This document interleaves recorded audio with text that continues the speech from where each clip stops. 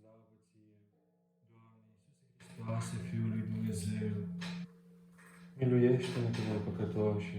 Slavă ție, Dumnezeu nostru, slavă ție! Împărate Ceresc Mângâietorule, Duhul adevărului care pretutindene și pe toate le împlinești. Vistirul bunătăților și dătătorule de viață, vino și te sălășluiește într noi. Și ne curățește pe noi de toată întinăciunea. Și ne mântuiește, bunule, sufletele noastre. Sfinte Dumnezeule, Sfinte tare, Sfinte fără de moarte, miluiește-ne pe noi. Sfinte Dumnezeule, Sfinte tare, Sfinte fără de moarte, miluiește-ne pe noi. Sfinte Dumnezeule, Sfinte tare, Sfinte fără de moarte, miluiește-ne pe noi.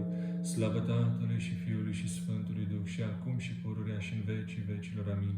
Prea Sfântă Treime, miluiește-ne pe noi, Doamne, curățește păcatele noastre, Stăpâne, iartă fără de legile noastre, Sfinte, cercetează și vindecă neputințele noastre pentru sfânt numele Tău. Doamne, miluiește, Doamne, miluiește, Doamne, miluiește. Mărire Tatălui și Fiului și Sfântului Duh, și acum și pururea și în vecii vecilor. Amin.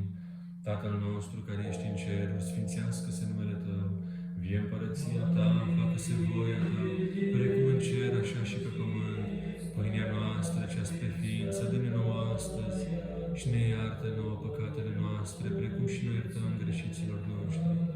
Și nu ne duce pe noi în ispită, ci ne izbăvește de cel rău, că a Ta este împărăția și puterea și mărirea a Tatălui și a Fiului și a Sfântului Duh, acum și pururea și în vecii vecilor. Amin.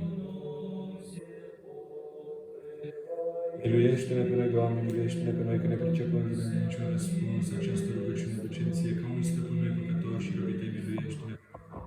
Mărire Tatălui și Fiului și Sfântului Duh. Doamne, miluiește-ne pe noi, pentru Tine am nădăjduit, nu Te mânia pe noi foarte, nici pomeni fără de legile noastre, ci caută și acum ca milostiv și ne izbăvește pe noi de vrăjmașii noștri, că Tu ești Dumnezeul nostru și noi suntem poporul Tău, toți lucrul mâinilor Tale și Te chemăm, și acum și pururea și în vecii vecilor. Amin. Ușa milostivirii deschide o nouă binecuvântată, născătoare de Dumnezeu, ca să nu pierim cei ce ne dăjduim într Tine, și să ne izbăvim prin Tine din nevoi, că Tu ești mântuirea neamului creștinesc. Pe fericita Maica Matronă, cea de Dumnezeu înțelepțită și a cetății Moscovei Podoabă preaslăvită, să o lăudăm acum noi credincioșii, căci lumina zilei necunoscând, cu lumina lui Hristos a strălucit și cu darul înainte vederii și altă măduirii s-a îmbogățit. Și pribeagă pe pământ petrecând, în împărăția cerurilor s-a sălășluit. Pururea înaintea scaunului Preasfintei Treimi mijlocind, ca să se mântuiască sufletele noastre. Slavă Tatălui și Fiului și Sfântului Duh!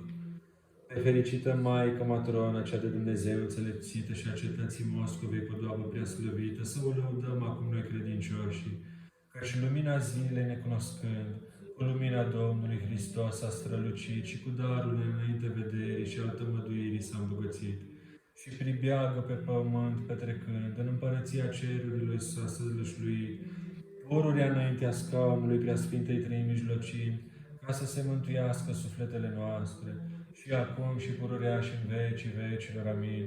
Gavriel, zicând ție, Fecioară, bucură-te, împreună cu glasul s-a întrupat Stăpânul tuturor întru tine, chivotul cel sfânt, precum a zis dreptul David, arătatul tine mai desfătată decât cerurile, ceea ce ai purtat pe făcătorul tău.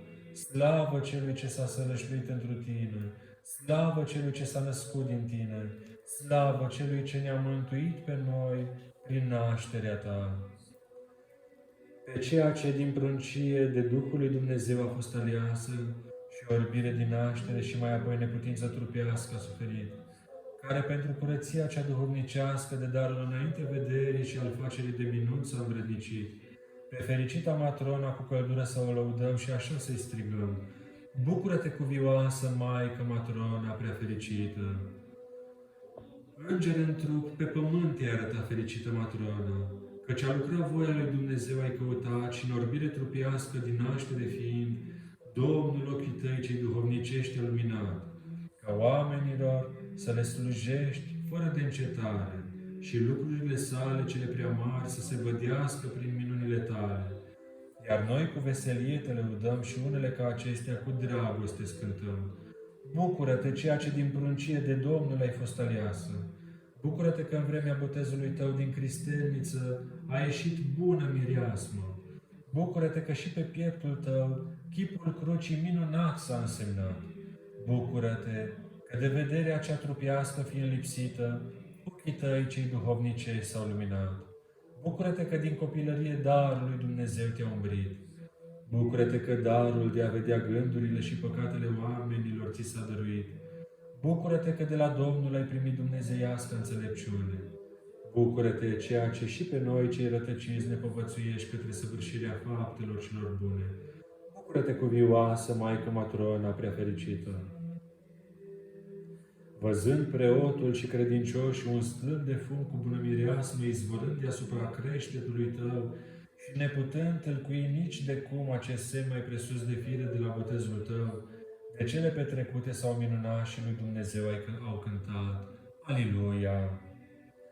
Preotul Vasile, cel ce te-a botezat, a cunoscut prin dumnezeiasca rânduială că ești vas de Dumnezeu ales.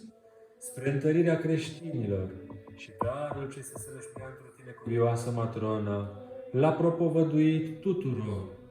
Drept aceea într-o cântări te cinstim și către tine așa grăim. Bucură-te, ceea ce din scutece spre slujirea lui Dumnezeu ai fost sfințită.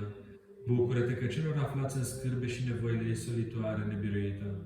Bucură-te, dulce alinarea celor neputincioși, bucură-te, gramnică ridicarea celor păcătoși. Bucură-te, ceea ce cu darul facerii de minuni de către Domnul ai fost proslăvită. Bucură-te că acum în ceruri porți cu lună veștejită. Bucură-te, dumnezeiască făcălie, care întunericul patimilor noastre îl strălucești. Bucură-te că pe toți cei ce aleargă la tine cu darul tău îi adumbrești. Bucură-te, cuvioasă, Maică Matrona, prea fericită. Darul cel dumnezeiesc din pruncie te-a adumbrit și din frage de vârstă, rugăciunii și cugetării la cele dumnezeiești a fi rosit. Fericită Matrona pentru aceea cu buze de prunc și cu inimă curată, pururea ei cânta lui Dumnezeu. Aliluia! Din copilărie, fericită Maică, darul înainte vederii ți s-a dăruit, căci celor ce veneau la tine cele ascunse ale inimilor lor le-ai descoperit, iar pe cele viitoare, ca și cum ar fi de față, le-ai arătat și pe mulți la calea mântuirii i-ai îndreptat. Pentru aceasta de Dumnezeu înțelepțită, pe Dumnezeu îl proslăvim și unele ca acestea zglăsuim. Bucură-te a celor viitoare, mai înainte văzătoare, bucură-te a păcatelor celor ascunse cunoscătoare, bucură-te mângâietoare a celor scălguiți, bucură-te milostivă povățuitoare a celor rătăciți, bucură-te stea călăuzitoare a celor credincioși, bucură-te lumină care strălucești cu darul pe cei păcătoși, bucură-te Împăratul lui Hristos, fierbinte slujitoare, bucură-te ceea ce demonilor le pricinuiește amară pierzare. Bucură-te, cuvioasă Maică Matrona prea fericită! Vestea despre facerile tale de minuni între toți cei drept credincioși s-a răspândit, Maică fericită, căci pe Dumnezeu cel minunat într-o sfinții săi prin petrecerea ta l-ai proslăvit și pururea laudă de mulțumire e gărăit, cântând Aliluia!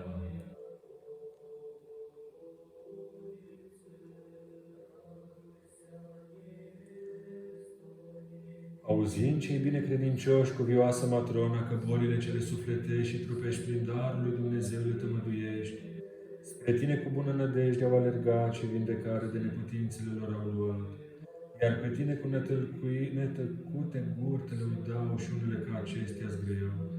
Bucură-te că celor bolnavi le dăruiești minunată vindecare, bucură-te ceea ce sufletelor celor tulburate le ești dumnezeiască alinare.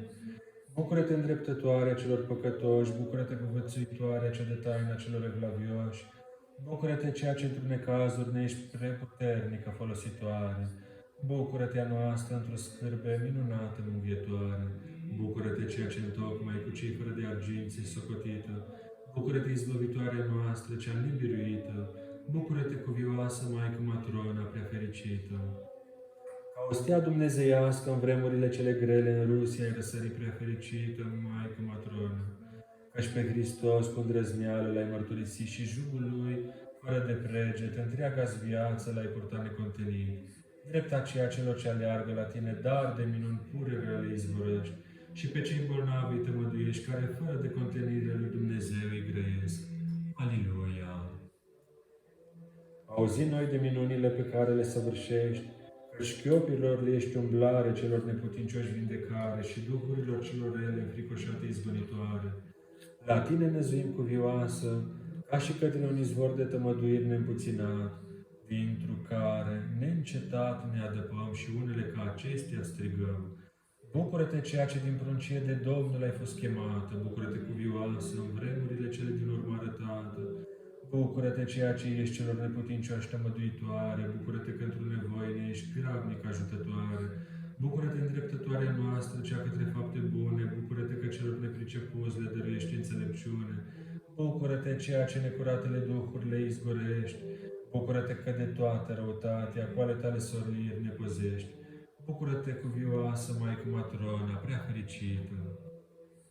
Propovăduitor al Sfințeniei și al vieții tale cele cuvioase, s-a arătat Sfântul Ioan din Kronstadt, când în biserică te-a zărit și moștenitoarea sa și al 8-lea stâlp al Rusiei te-a numit. Iar toți cei pe ce acestea au auzit pe Dumnezeu l-au proslăvit, cântând Aliluia! Strălucește cu mijlocirile tale, cuvioasă Maică Matrona, lumina Dumnezeescului dar în inimile noastre, ale celor ce departe de Dumnezeu viețuim și cu grele păcate îl mâhnim, ca văzând minunile tale cele mari, unele ca acestea să zgrăim. Bucură-te că prin a ta petrecere pe Dumnezeu l-ai proslăvit, bucură-te ceea ce slava lui Hristos nouă celor păcătoși ne-ai descoperit. Bucură-te că celor necredincioși le ești nerătăcită povățuitoare, bucură-te a celor stăpâniți de patimi îndreptătoare. Bucură-te ceea ce pe toți ne chem la pocăință, bucură-te că pururea ne îndemn a mulțumit Domnului cu credință. Bucură-te că dragostea lui Hristos de la tine ne-am învățat. Bucură-te ceea ce pe mulți la pășunea cea cu bună odihnă a dreptei credinței e chemat. Bucură-te cuvioasă, Maică Matrona prea fericită! Vrând a bine plăcea prea Sfintei Maice lui Dumnezeu, creștinilor ai poruncit să zugrăvească prea cinstitului echip, aflarea celor pierduți numit, și în Biserica Domnului să fie așezat spre închinare, ca toți cei ce vor alerga către dânsul să primească grabnică alinare și cu umilință să laude pe Dumnezeul minunilor cântând Aliluia! Nouă apărătoare și către Domnul nebiruită solitoare, pământului rusesc în vreme de cumplită prigoană te-ai arătat, căci pe mulți din cei ce de la Biserica lui Hristos s-au depărtat, iarăși la credința cea dreaptă i-ai îndreptat și minuni mari ai lucrat. Pentru aceasta darul cel dat ție de la Dumnezeu îl cinstim și așa-ți glăsuim. Bucură-te, iar Rusiei către Domnul neîncetată solitoare, bucură-te ceea ce și nouă celor păcătoși nu ești necurmată mijlocitoare. Bucură-te îmblânzirea dreptului judecător, bucură-te ceea ce ești celor prigoniți, liman izbăvitor. Bucură-te că celor ce rău pătimesc le ești dumnezeiască vindecare, bucură-te că duhurilor celor rele le ești înfricoșătoare.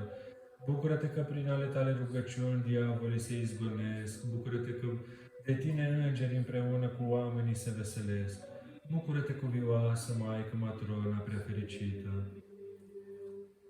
Minunatul sau cei neînțelepți și puțin credincioși, căci nu se pricep cum oarbă din naștere fiind, pe cele tăinuite le cunoști și pe cele viitoare, ca și cum ar fi de față le vestești.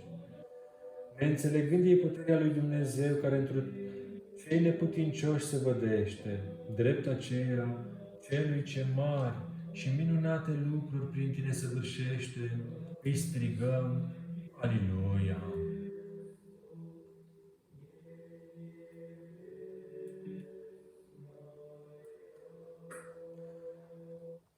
Toate scârbele și prigonirile, cu mulțumită către Domnul și fără de cârtire le-ai suferit. Pentru aceasta, de la tine învățându-ne crucea noastră, o purta într-o răbdare unele ca acestea zgrăim cu dulce cântare. Bucură-te ceea ce în rugăciune pururi ai stăruit, bucură-te că duhurile cele rele prin postiri și rugi fierbinți le-ai izgonit. Bucură-te ceea ce pacea Domnului Hristos ai câștigat, bucură-te că pe mulți în staulul dumnezeieștii dragoste i-ai adunat. Bucură-te, ceea ce întreaga-ți viață pământească oamenilor ai slujit. Bucură-te că nici după moarte pe noi, cei păcătoși, nu ne-ai părăsit. Bucură-te, ceea ce și acum rugile noastre le primești. Bucură-te că spre cei ce le dăzduiesc la tine, pururea te milostivești. Bucură-te, cuvioasă Maică Matrona, prea fericită. Necazuri de tot felul și durere ai răbdat, cuvioasă Maică Matrona. Împotriva puterilor celor întunecate ale iadului, nevoindu-te neîncetat, vicleșugurile și izvodirile lor vădind, iar pe diavolii cei din răi îndrăciți izgonind, și pe cei aflați într-un nevoi și rele pătimiri până la sfârșitul vieții tale, celei pământești ei mângâiat, și lui Dumnezeu pururea ei cântat. Aliluia! Viitorii cei binegrăitori nu se pricep a te lăuda după vrednicie, fericită Maică, căci într-o sfințenie ai viețuit și prin darul cel dat ție de la Dumnezeu, minuni mari ai săvârșit. Iar noi, măcar că suntem cu totul întinați și în păcate cufundați, într-o graiuri de cântări te fericim și către tine așa glăsuim. Bucură-te, ceea ce pe calea cea strâmtă și cu chinuri ai alergat. Bucură-te că sufletul prin lucrarea faptelor celor bune ți-ai luminat. Bucură-te că de toate cele stricăcioase ale lumii te-ai izbăvit. Bucură-te, ceea ce cu asmereniei cu nuni te-ai împodobit. Bucură-te că asemenea păsărilor cerului, de cele pământești grijă nu ai purtat.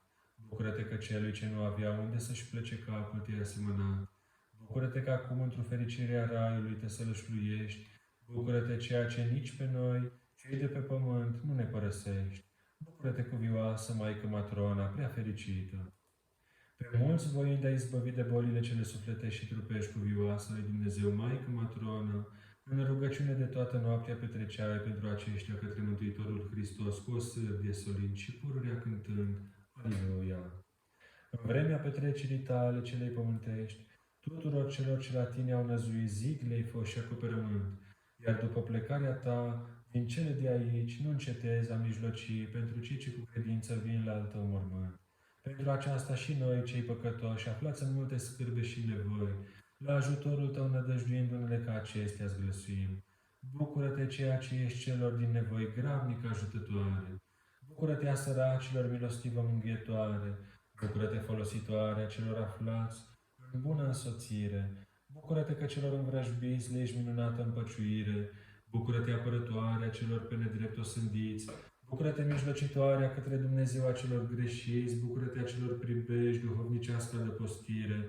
Bucură-te că tuturor de obștene ești prea minunată ocrutire.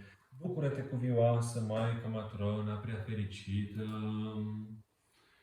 Cântare îngerească, te-ai învrednicit a auzi, o prea cinstită Maică Matrona. În viața ta cea pământească, învață-ne dar și pe noi cei netrebnici, a ne închina cum se cuvine Dumnezeului celui slăvit în treime, căruia oștile cerești pururei cântă cu bucurie. Aliluia! Ca o lumină ce strălucește în întunericul acestei lumi deșarte, să arăta viața ta fericită Maică Matrona, și sufletele noastre cu razele dumnezeiescului dar le strălucește, și împărăției cerurilor cu solirile tale ne învrednicește, ca să strigăm către tine așa.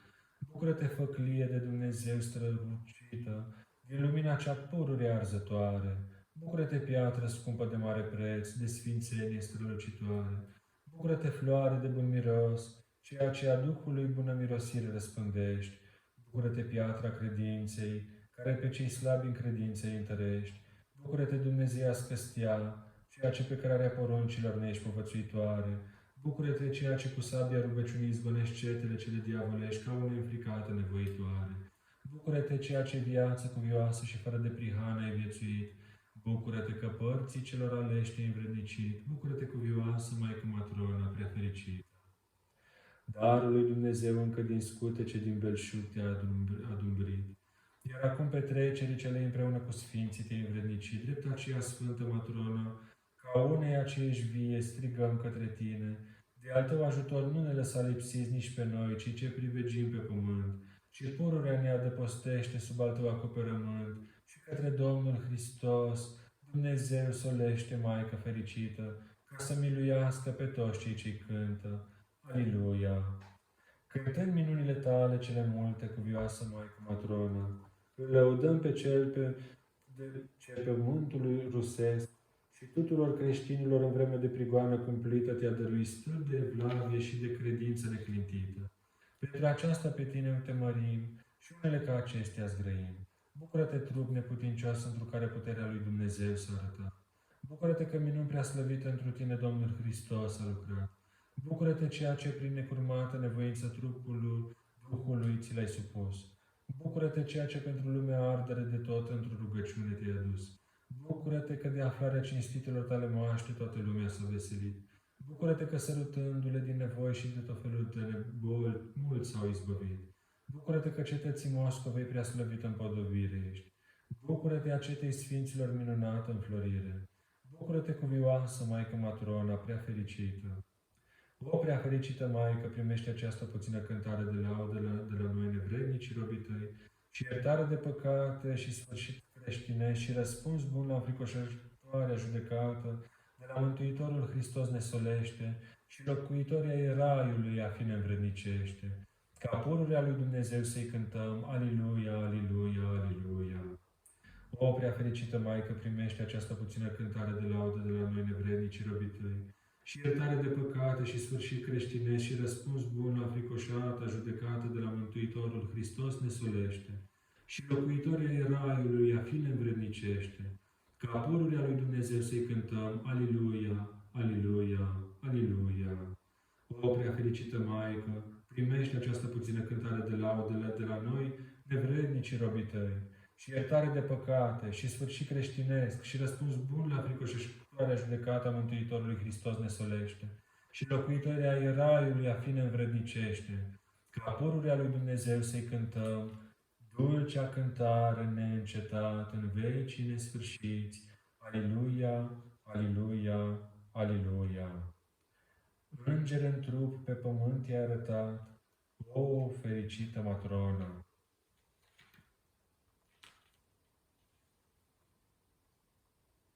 Căci a lucrat voia lui Dumnezeu ai căutat și în orbire trupească din naștere fiind, Domnul ochii tăi cei duhovnicești a luminat, ca oamenilor să le slujești fără de încetare și lucrurile sale cele prea mari să se vădească prin minunile tale. Iar noi cu veselie te lăudăm și unele ca acestea cu dragoste scântăm. Bucură-te, ceea ce din pruncie de Dumnezeu ai fost aleasă. Bucură-te că în vremea botezului tău din Cristelniță ai fi bună mireasmă. Bucură-te că și pe pieptul tău chipul crucii minunat s-a însemnat. Bucură-te că de vederea cea trupească fiind lipsită, ochii tăi cei duhovnicești s-au luminat. Bucură-te că din copilărie darul lui Dumnezeu te-a adumbrit. Bucură-te că darul de a vedea gândurile și păcatele oamenilor ți s-a dăruit. Bucură-te că de la Domnul ai primit dumnezeiască înțelepciune. Bucură-te ceea ce și pe noi, cei rătăciți, ne povățuiești către săvârșirea faptelor celor bune. Bucură-te, cuvioasă Maică Matrona prea fericită! O prea fericită Maică Matrona, ceea ce acum cu sufletul înaintea tronului Dumnezeirii te sălășluiești, iar cu trupul pe pământ te odihnești și prin darul lui Dumnezeu multe minuni săvârșești. Ia aminte spre noi păcătoși și deznădăjduiții, cei aflați în scârbe și în dureri. Bolile noastre, cele cumplite de care pentru păcatele noastre suferim, le tămăduiește și de mulțimea necazurilor și a primejdilor ne izbăvește. Roagă-L pe milostivul Dumnezeu să ne ierte toate păcatele și fără de legile pe care din tinerețile noastre și până acum le-am săvârșit, ca prin solirile tale cele bine primite, milă și dar de la Mântuitorul Hristos să primim, cel slăvit împreună cu Tatăl și cu Duhul Sfânt, acum și pururea și în vecii vecilor. Amin.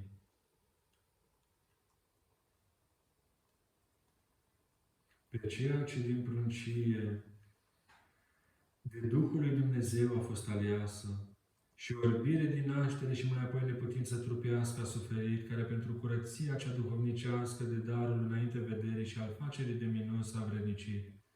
Pe fericita Matrona cu căldură să lăudăm și așa să-i strigăm: Bucură-te, cuvioasă Maică Matrona prea fericită! Cuvine-se cu adevărat să te fericim pe tine, născătoare de Dumnezeu, cea pururea fericită și prea nevinovată și Maica Dumnezeului nostru, ceea ce ești mai cinstită decât heruvimii și mai mărită, fără de asemănare decât serafimii, care fără stricăciune pe Dumnezeu cuvântul ai născut, pe tine cea cu adevărat, născătoare de Dumnezeu te mărim. Slavă Tatălui și Fiului și Sfântului Duh și acum și pururea și în vecii vecilor. Amin. Prea Sfântă Treime, miluiește-ne pe noi, Doamne, curățește păcatele noastre, stăpâne iartă fără de legile noastre, Sfântă cercetează și vindecă neputințele noastre pentru slavă Tău. Doamne miluiește, Doamne miluiește, Doamne miluiește, slavă Tatălui și Fiului și Sfântului Duh și acum și pururea și în vecii vecilor. Amin. Tatăl nostru care ești în ceruri, sfințească-se numele Tău, vie împărăția Ta, facă-se voia Ta precum în cer, așa și pe pământ. Pâinea noastră, cea spre ființă, dă-ne nouă astăzi și ne iartă nouă păcatele noastre, precum și noi iertăm greșiților noștri. Și nu ne duce pe noi în ispită, ci ne izbăvește de cel rău, că Ta este împărăția, puterea și slavă a Tatălui și a Fiului și a Sfântului Duh, acum și pururea și în vecii vecilor. Amin. Pe fericita Maică, matrona cea de Dumnezeu înțelepțită și a cetății Moscovei, podoabă prea slăvită, să o lăudăm acum noi credincioșii, căci lumina zilei necunoscând, cu lumina lui Hristos a strălucit și cu darul înainte vederii și altă măduirii s-a îmbogățit. Și pribeagă pe pământ petrecând, în împărăția cerurilor s-a sălășluit. Pururea înaintea scaunului prea Sfintei Trăimi mijlocind să mântuiască sufletele noastre. Slavă Tatălui și Fiului și Sfântului Duh, și acum și pururea și în vecii vecilor. Amin. Gabriel, zicând ție, Fecioară, bucură-te împreună cu glasul să întrupa stăpânul tuturor întru tine, chivotul cel sfânt, precum a zis dreptul David. Arătat tu te-ai mai desfătată decât cerurile, ceea ce ai purtat pe făcătorul tău. Slavă celui ce s-a sălășluit întru tine, slavă celui ce s-a născut din tine, slavă celui ce ne-a mântuit pe noi prin nașterea ta. Slavă Tatălui și Fiului și Sfântului Duh și acum și pururea și în vecii vecilor. Amin. Pentru rugăciunile Sfinților Părinților noștri, Doamne Iisuse Hristoase, Fiul lui Dumnezeu, miluiește-ne pe noi. Amin.